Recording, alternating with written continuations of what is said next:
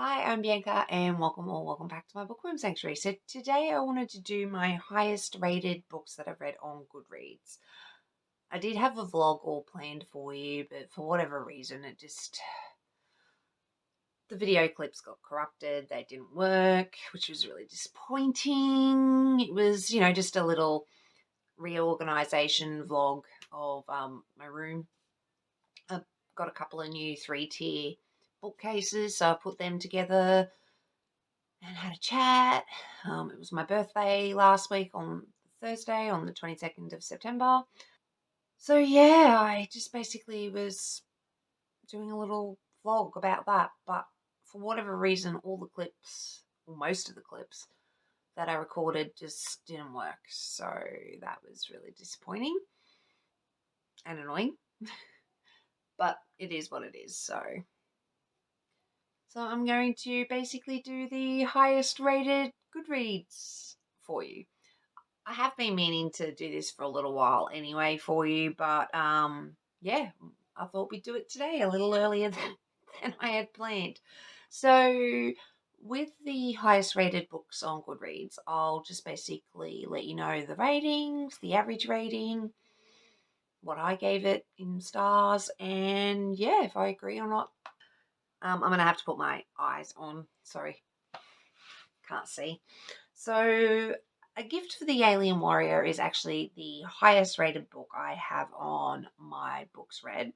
So, a 4.49 average rating out of 1,219 ratings. So, I actually put this as a 5-star. So, I agree. I actually love this. It was really short, sweet, and Nisha Trope Taranov, I believe his name was. Can't remember what her name was. Might have been Wendy. Can't remember though. And yeah, she is a human on a spaceship with a baby in an incubator. And Taranov comes across the spaceship and the bad alien dude and her and the baby. And yeah, just basically he takes them and to protect them, and it goes from there. It's so sweet. I loved it. I really did love it. I loved it so much I ended up getting the physical copy. And then at 4.48 average rating out of 10,860 ratings, I rated it 5 stars, was The Mistress by Tiffany Rees. I totally agree. Look, it's been a fair few years since I read this. I think I read it roughly when it came out, which was no idea. Do actually have the physical books floating around here somewhere. I think they're down there. Actually, kind of can see them a little. Anyway, with these, so The Mistress, this is actually the 4th book in the original Sinners quad book series. So basically with the original Sinners, from memory it's about Nora. I think her name was Nora. Yeah, Nora. She was a romance writer herself and has this whole thing with a priest called Soren and another dude called Kingsley and Wesley. I forgot about Wesley. And there was Michael. There was a whole thing. I loved this. I think I read it shortly after I read the 50 Shades of Grey trilogy. I didn't mind the first 50 Shades of Grey book. It kept me interested enough to keep going. I didn't necessarily think it was the best writing or anything cutting edge, but I can see the appeal of the 50 Shades of Grey books from the perspective of people who don't usually read romance. I can see why it was so popular. But me personally, I absolutely loved the original Sinners books when I read them. They just steps leagues above the 50 Shades of Grey books. So yeah, loved them. And Nora was, I loved Nora and everything about them. And then the third highest rating book for me would be Fathom Mine, which is a Black Dagger Brotherhood book at 4.47 average rating. I rated it 4 stars and it's got 40,971 ratings. Shitload of people. This is the Zadist and Bella novella. Try to say that 5 times very quick. But basically with Zadist and Bella, it's the Black Dagger Brotherhood series. You can see a couple of the books up there, but I absolutely adore this series. I'm not quite up to date. I think I'm like 4 or 5 books behind. But I love this series. But with Zadist and Bella, it was just a quick little novella thing, continuing on from their book, and just a little thing about them and their family and so forth. I really enjoyed it. Again, very, very long time since I've read it, but from what I remember, it was fantastic. Then the 4th highest rating book was at 4.4 average rating. I rated it 5 stars. It's had 48,174 ratings, so very high. Obsidio by Amy Kaufman and Jay Kristoff. This is the YA sci-fi series, the Illuminae Files. This one was the 3rd book, which actually kind of surprises me because it wasn't my favourite of the trilogy, even though it was the last book. I enjoyed it, loved it, it was great. I don't want to give you too much of it, but basically with the Illuminae Files, they were just this... I think they got me back into reading really hardcore in 2020 when I read them. And yeah, it just started my love of reading again, and I haven't stopped since. But basically with Illuminae, Gemini, and Obsidio, I'm actually looking at them right there, they just were so different for me. They're sort of in like this media file format. I personally think you should read it, not listen to the audio. I just feel like maybe physically you'll just get a bit more of the experience. It's just so unique. And I really loved it. I really did. It was, it's based around a couple of teenagers and their mining planet basically gets annihilated by this company, and yeah, it's them trying to survive and then them trying to bring proof that this company killed so many people, basically. And each book sort of follows a different teenage couple. And for me, the second one was my favourite, definitely. But loved the whole trilogy. I was wondering when this would show up, actually. I've got a couple of all-time favourite series, and one of them is the Side Changeling series. So at 4.46 average rating, at how many? At 25,501 ratings, I've obviously rated it 5 stars, was Heart of Obsidian. So with Heart of Obsidian, this one's about Caleb and Sahara. I think it's like book 10, 12? 12. It's book 12. I absolutely loved this book. I think most people do. Obviously, that's why it's got such a high rating. It's about Caleb. He's one of the most powerful Psy in the Psy Changeling world. If you're not familiar, the Psy Changeling world is fucking awesome. But you got the Psy, which are like psychic beings, people with psychic powers, mind powers. And then you've got the changelings, which are shifters. They can change from anything from wolves, big cats, bears, anything you want. And then humans. And there's this whole thing with the Psy and their Psy net, which is like a hive mind, but everybody's got their own individual thoughts. But it's like this big internet really for minds to survive in and stuff. Anyway, the point is there's shit going on with the Psynet, and in the first Psy Changeling series books. I think that's like 14 books or something like that. It's based on just the upheaval and the Psy implemented this thing called silence onto their population, which is basically they can't feel any emotions or anything like that, and they're conditioned, so they're not born that way, but they're sort of trained to be like that. Not necessarily in the nicest ways either. So, but anyway, the point is Caleb is fucking hot. Caleb is a dual cardinal, so he's got power off the chain. We've seen him before in the series, and he's sort of this morally grey character, and the only good in him is Sahara. If he doesn't have Sahara, he really has no good in him, and he doesn't give a shit about anybody else, but the Sahara he will, and loved it. So I agree. And then at 4.45 average rating, pardon me, at 12,902 ratings, was The Prince, book 3 in the original Sinners, by Tiffany Rice. I rated this 5 stars. This one was about Michael and what's his name? What was his name? I don't remember. But this one, The Prince, I really enjoyed this.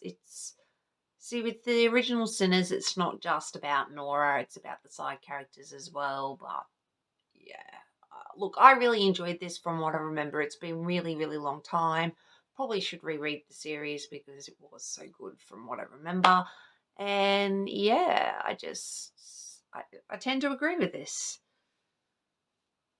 At 4.4 average rating, at 30,056 ratings, I obviously rated it at 5 stars, was Kiss of Snow by Nalini Singh, another Psy Changeling book.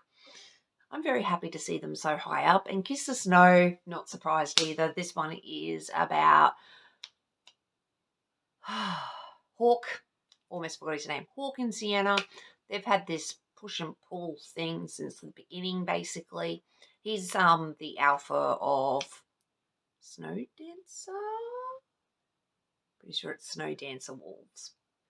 And they sort of share a border territory thing with Dark River cats. So the wolves and the cats have this cool little alliance thing going on. And Hawk is just so Hawk. I love him. And there is an age gap. So Sienna, like when he meets Sienna, I think he's like in his 30s or late 20s. And she's only like 16. And by the time they actually do anything, I think she's about 19. So she's still young. But older than her years, has been through some shit. She's a cardinal Psy, so her power is off the chain. Like a lot of them, you know, she has a secondary ability that scares the shit out of her. And yeah, so I do agree with this one. I'll probably just give you a couple more for shits and giggles. Otherwise, this is probably going to be a little too long, and I don't want it to be too long. So the next one at 4.45 average rating at 71,090 ratings. I rated it at 5 stars as well. It's the second book in the Illuminae files of Gemini. I already spoke a little bit about it, but yeah, like I said, Gemini is my favourite one out of the 3, so I probably would have thought it was higher, but yeah, still loved it. It was probably my favourite. It was based on the first group of kids. First couple is basically trying to get to this space station, and the space station goes through some shit, and the main couple there, I can't remember their name. And again, the way it was written and presented in the physical book is just so interesting, and I loved it. Then at 4.4 average rating, I actually rated this 3 stars. It's got 1,570 ratings and a home for the Alien Warrior. So this is the second book I read.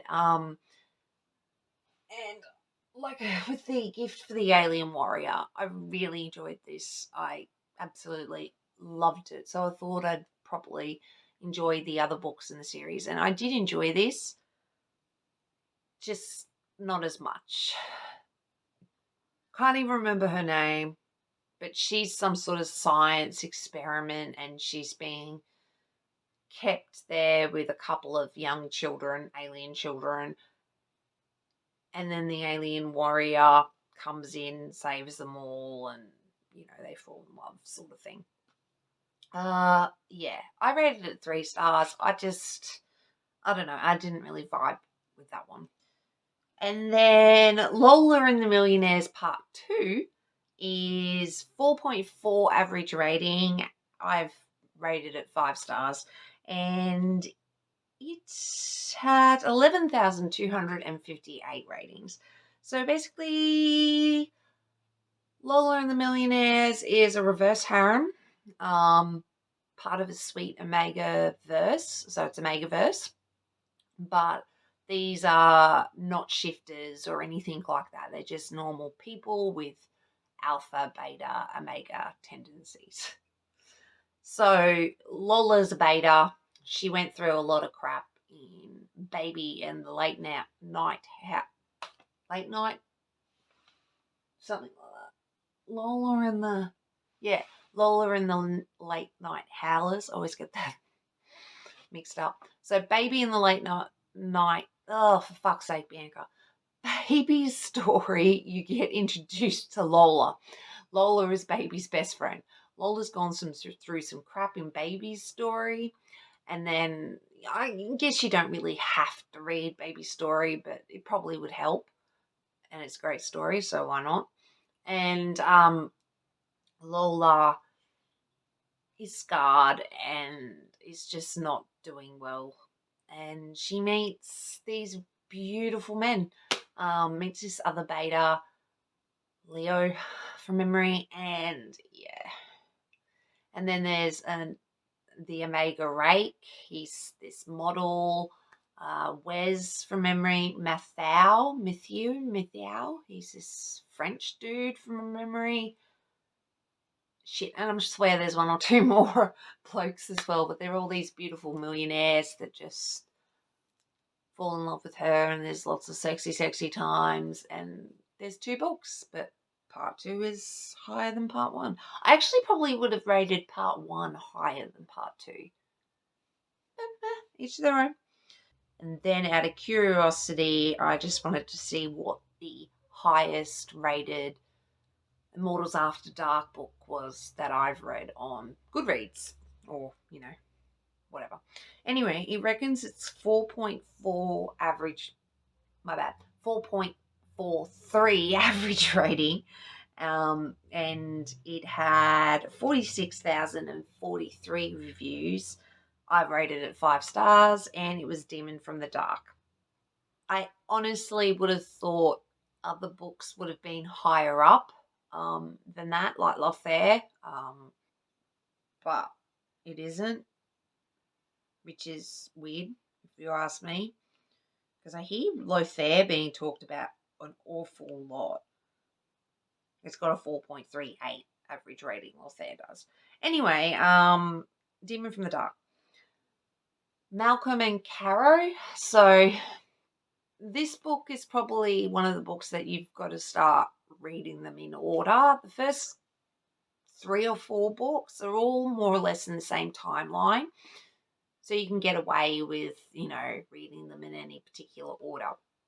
But with Malcolm and Caro's been taken by the Order, which is like the big bad human idiots who want to, experiment and kill any immortals or beings of the law. And unfortunately, they do some nasty shit. When I think about it, it actually starts getting very dark. So Caro's been taken. I'm pretty sure her niece, which is a young child, has been taken as well. So she wants to protect her niece. And then Malcolm's this demon vampire from memory, off in his own demonic playing thing, and she's got to basically bring him to the order. But they fall in love. And it's, yeah, like all Kresley Cole books, they're bananas, they're bonkers, there's a lot going on. I think they're just fantastic. And yeah, I was just really interested to see how high up they were. I would have thought they would have been higher, but whatever. Each their own. But yeah, I could go on and on and on and on. Really, a lot of the books I read are high rated by the looks of it. So that's nice to know. But a lot of them are Psy Changeling, Black Dagger, Black Dagger, Brotherhood books, some Mercy Thompson books. So yeah, it was interesting. On my Goodreads, I'm just My Bookworm Sanctuary if you wanted to follow me too. But yeah, that was basically my highest rated books on Goodreads, just for shits and giggles. Thanks for watching. I really appreciate it, and I shall catch you in the next one. Thanks, guys. Bye.